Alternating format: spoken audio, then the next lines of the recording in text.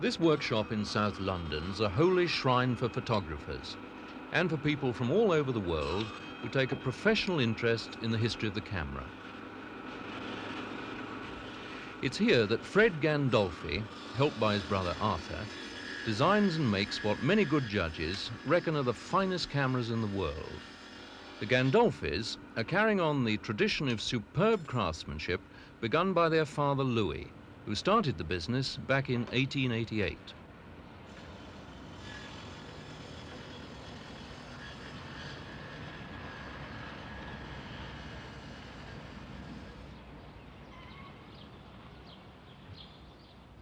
The world through a Gandolfi plate camera.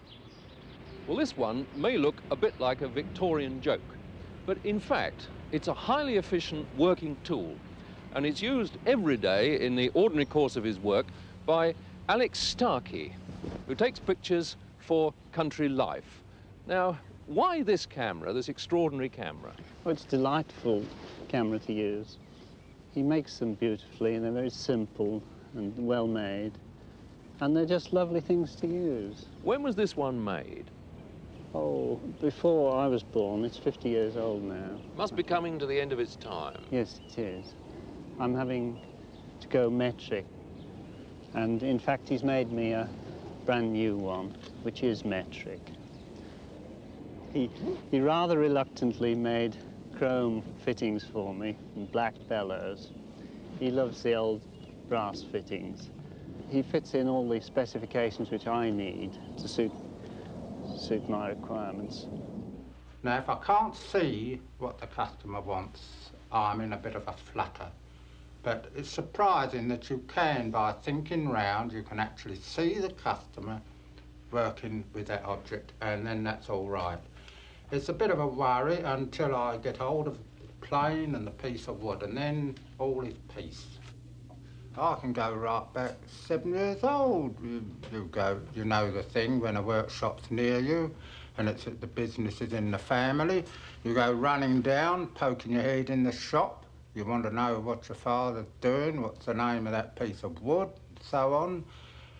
You don't realise that it's sort of going into your head, and though some of it goes out, quite a bit stays behind. From rough notes of a customer's special requirements, Fred starts his most complicated piece of woodwork, the baseboard.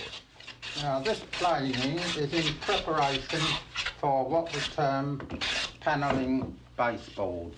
It's peculiar to camera making, and it's originated owing to the fact that cameras became lighter, the wood had to be thinner, and to avoid it twisting and curling, we had to put in a number of pieces of wood rather than using one. There we had the first panel, jointed 3-piece. Now we add a further 2 to the sides, and that will make your half plate. And then, of course, you can go on to the 10x8, which has your 7-piece, 1, 2, 3, 4, 5, 6, 7, and so on up to 1512, which has 11, which has another piece down in the middle there, breaking that up into 5 pieces again. Now, as regards the actual gluing joint, this is done by what we term a loose tongue. Assume that this is that. You take 2 saw cuts on the circular saw, like that, and then you put grooves down on the 2 side clamps, like that, and you take a piece of end grain 3-ply, and that is pushed in like that, with, of course, glue. And you take the 2, just make certain they're down, tip them sideways like that. You run your glue brush down, you knock them the other way, you run that. Labour saving, you do both sides at once.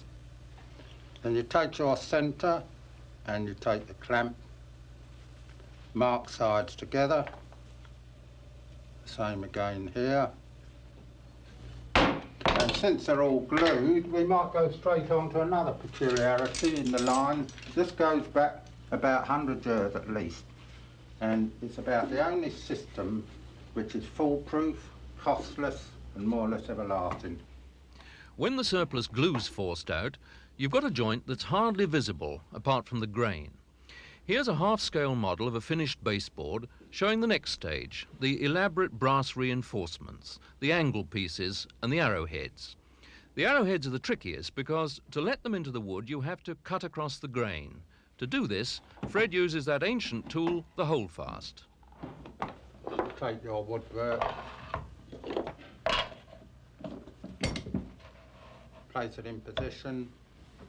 We now tighten up the holdfast, which gives a drawing action and is a very good grip, much better than putting a weight on top.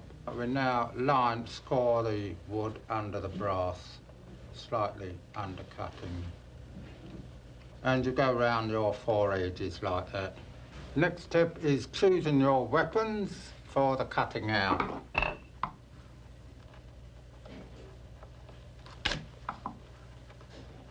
Nearly all finger control. As you push, you also push down on your chisel so that you don't get a sudden dig. We now use the router, in the trade known as the old woman's tooth, because it looks rather like a picture of a hag with one tooth. Then you move off onto your work. You give a sharp pull on the bottom, like that, round.